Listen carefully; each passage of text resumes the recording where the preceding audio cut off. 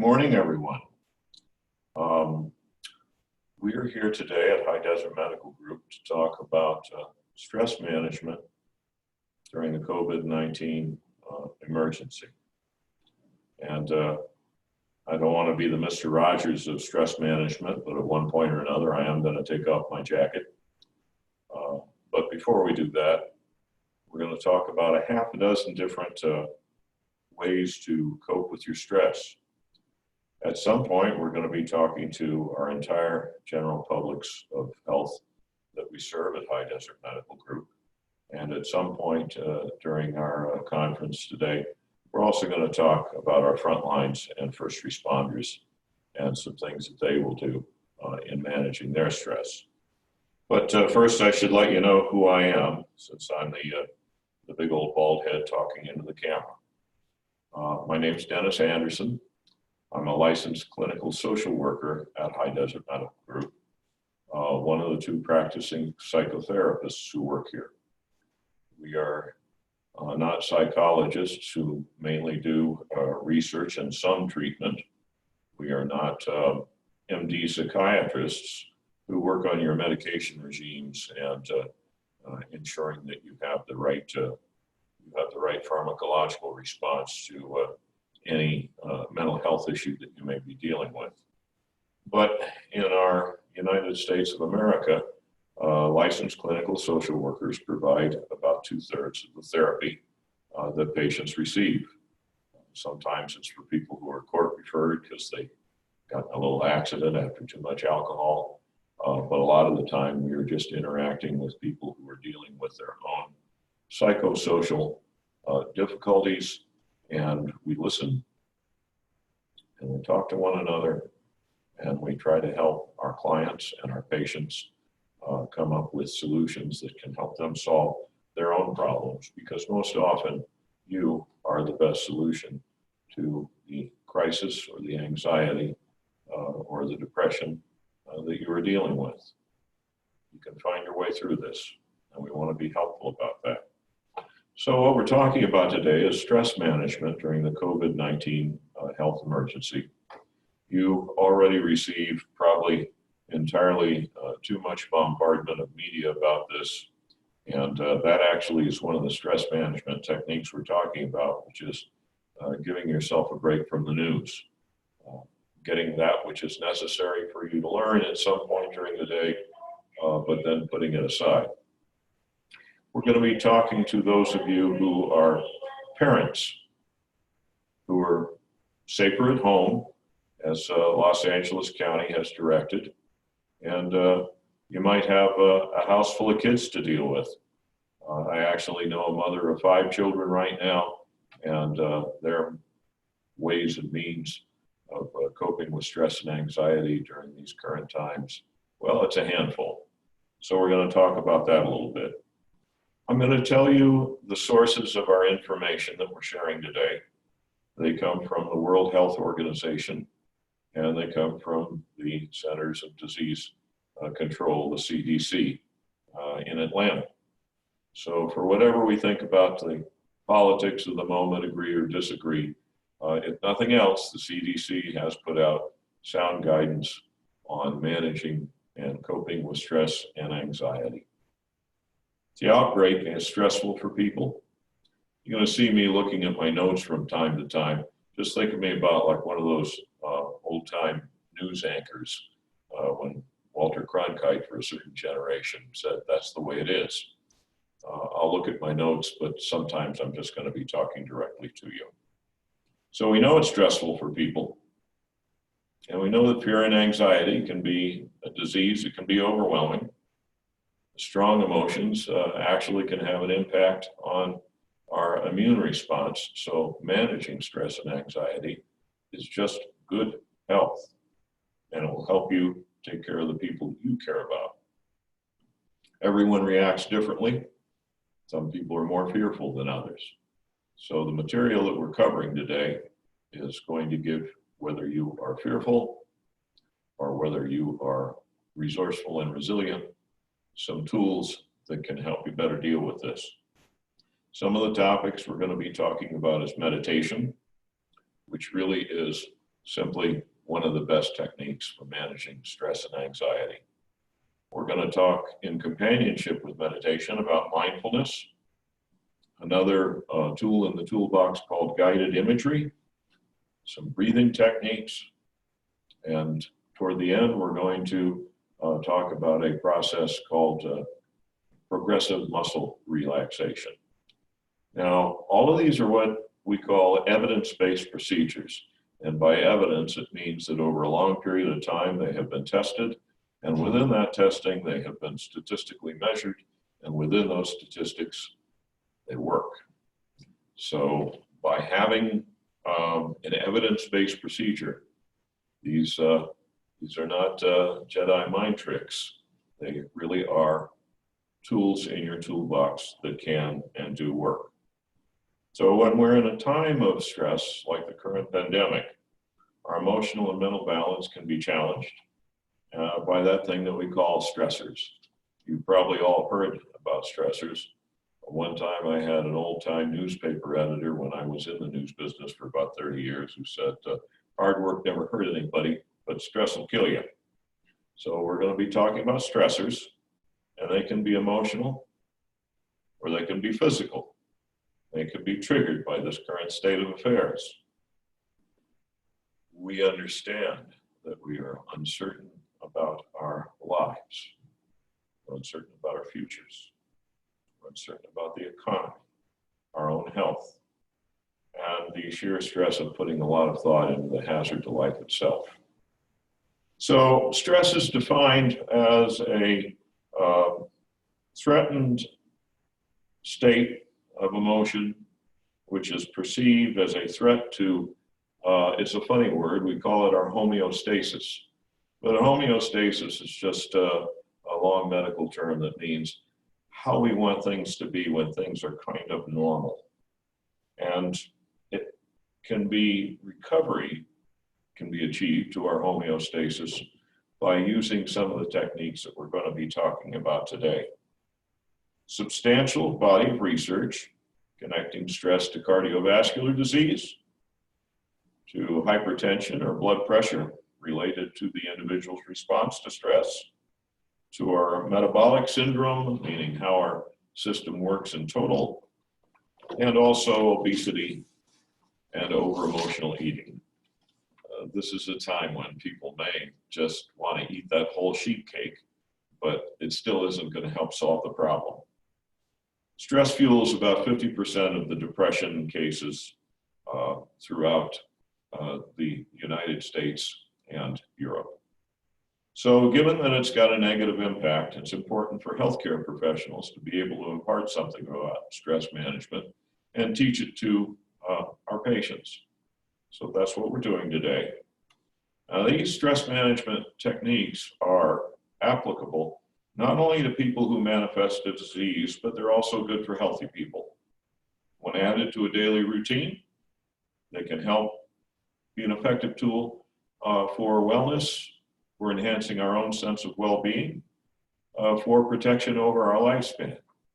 I can tell you that as a 20-year practitioner of meditation, that it helped at some point for me to cease becoming angry whenever I was in a traffic situation that I considered stressful.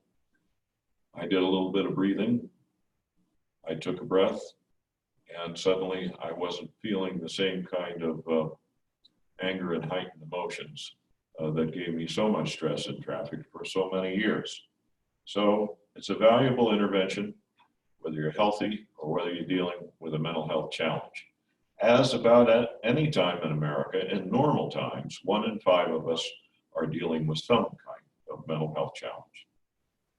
So we're going to talk a little bit about meditation right now.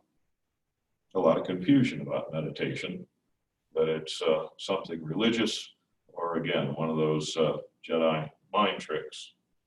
Many religions have meditation practices, everything from monks who go into isolation to people who sit in monasteries or zendos. Meditation is a technique that's in use worldwide, but it needn't be religion because it's a mental process. So we won't be getting into anything like transcendental meditation today. because you will notice how hard I am working not to touch my face. I'm trying to follow the CDC guidance and be as good as you are trying to do. So we won't get into the particulars of transcendental meditation today, but what meditation is in general is a way to calm our minds. It is a way to calm our thinking. Now, I know if you are the mom or the dad at home with a bunch of kids in the house, you're going, how am I going to have the time for this? Or if you are in isolation and you're working down a task list and things seem to be getting ahead of you and your thoughts are tumbling over and over, how am I going to do this? There's good news. Meditation is so simple. You can do it for 10 minutes. People commonly do it for 30 minutes or 20 minutes, but you can do it for 10 minutes. You can meditate for 5 minutes. You can meditate for 2 minutes. It is a way of sitting quietly, breathing calmly,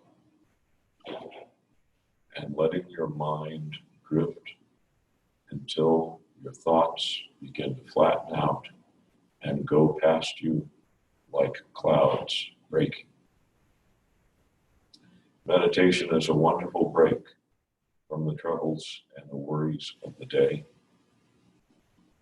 Any day, even these days that we are living through. And the ask is, well, how do we do it? The best way to take a run at meditation is just to sit. That is, find a chair or a couch and just sit. We have people in monasteries or zendos who will find a cushion to sit on, and they will adopt a very formal sitting stance. They might join their hands by their abdomen. They might reach out with their hands side to side to complete a circle. But you can do it by just sitting in a chair. And when we say just sitting, it's not about wool gathering. It's not about daydreaming. A friend of mine who was a meditation teacher once said that one of his students said, well, teacher, when do we start the mental movies? And the answer is no mental movies.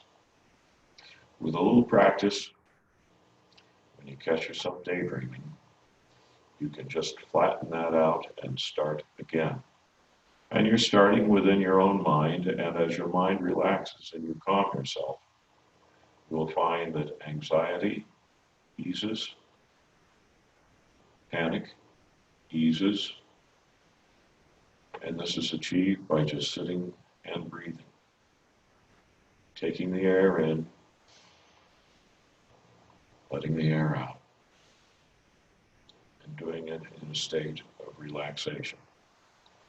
Now you ask, if I got 5 kids at home, or 3, or 2, 1 will do it, then where do I get this time that you're talking about? And there's good answers to that too. Some of us will do our meditation early in the morning before we begin the day's routines, whatever they may be. That's when you can take the 10 minutes, the 5. Sometime during the day, you can take a 2-minute meditation break. It can be done in the bathroom, that place of a little bit of privacy, one of those few barriers to the cares and troubles of the day. It can be done in the evening when you draw the hot water for the bath. You can certainly meditate in the bathtub, and a hot bath with a little bit of bubble bath is a great inducement, not only to full body relaxation, but also to calming your mind. So we like meditation. I do remember my meditation teacher who was approached by one of his busy professionals a guy who was a Chamber of Commerce leader, and he said, I want to learn how to concentrate and focus my mind for, 10 minutes.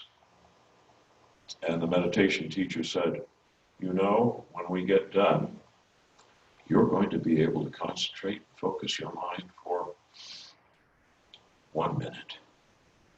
So even that 1 minute can do it for us.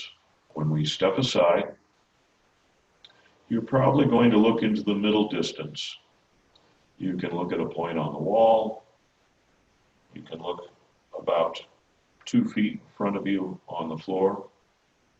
While you are in a sitting position, just sit and let the quiet of your mind come in. No, not voodoo, not Jedi mind tricks, evidence-based procedures that work. I'm going to go to another process that we call mindfulness. And mindfulness is a companion to meditation. And mindfulness is, again, one of those techniques or processes that can be achieved by paying attention to where you are in the moment.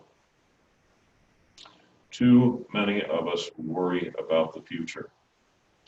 Too many of us worry about the future too much of the time. Splendid thing about the future, nobody has any idea what will happen not a minute from now. We have no idea. I remember a terrific movie producer. His name was David Brown, and he produced the movie Jaws. And if there was ever a stress-inducing, anxiety-driving movie, what's bigger than the anxiety created by a big shark that's coming to eat you? But when he was talking to Larry King on a long ago radio interview, Larry King said, "Do you worry about the future?" And David Brown said, "I have no idea where I came from before I was born, and I cannot forecast where I will be when I am gone. So what good does it do me to worry about the future?" We live in the present. So what mindfulness practice is about is being aware of your present circumstances. It means looking around the room. It means noticing what's on your desk. It means noticing the state of your heart rate. It means noticing the state of your breath and your breathing. Man, oh man, if you were hyperventilating,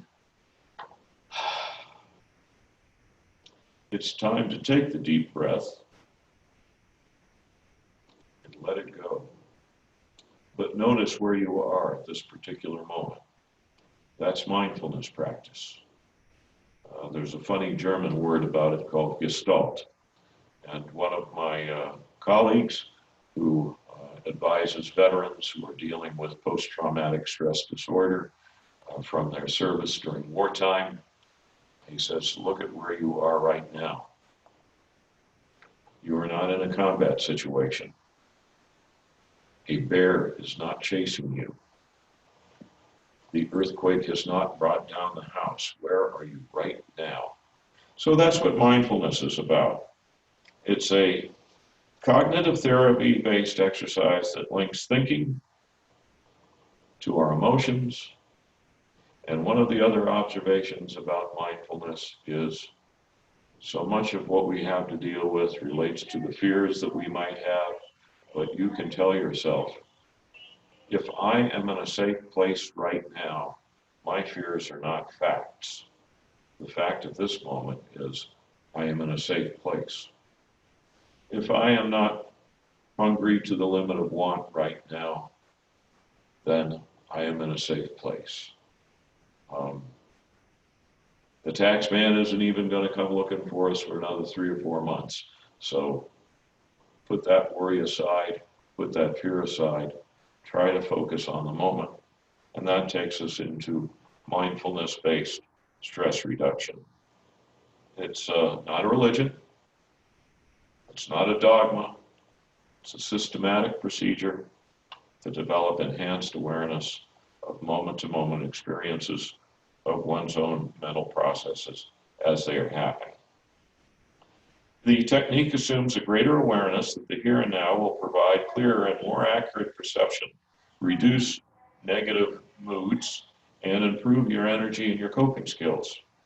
So systematic mindfulness training that you can do yourself by paying attention to the moment is something that can have physical benefits for you. Mindfulness has improved cancer patients' psycho and emotional adjustments to pain that they live with. It has physiological benefits that can help reduce headaches. It's effective for anxiety and depression management within individuals and within groups. Mindfulness, and that goes with meditation.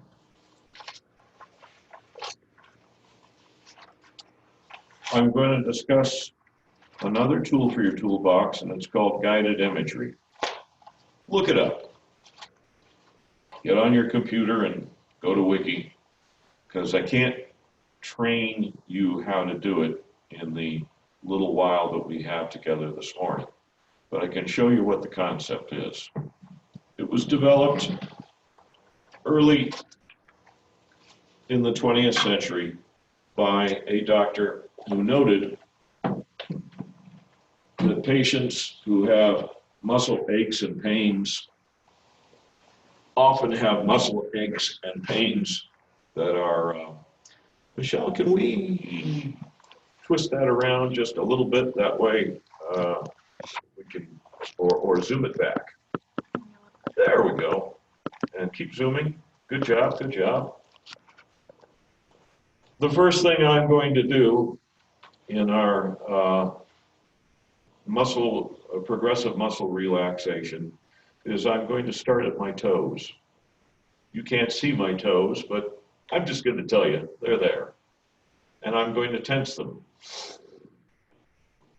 I'm going to hold that tense situation for about 20 seconds, about the time it takes to sing one more round of Happy Birthday to you. Happy birthday to you.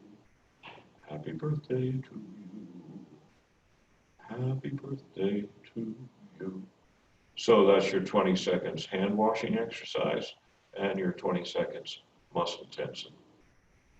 Then I'm going to move up to my thighs, to my shins. I'm going to tense my shins. I'll rinse, I'll sing, I'll repeat to myself, and I'll do that for about 20 seconds. And then I will relax my thighs, about 10 seconds. And then I'll move up from shins to thighs, repeating that process.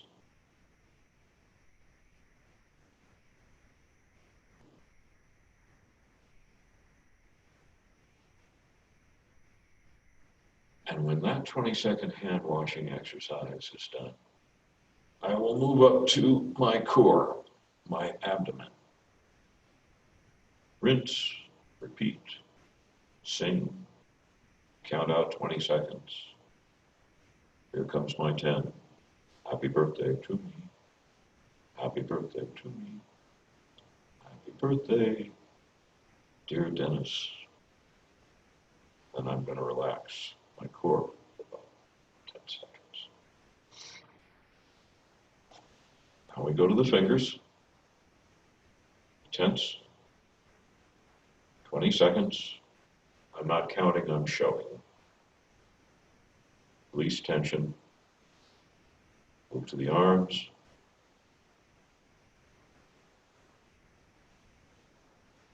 Move to the shoulders. The entire process is going to take about 8 minutes. It's called Progressive Muscle Relaxation. And now that we have the blessing Wikipedia, the online encyclopedia, which mostly has reliable sources these days.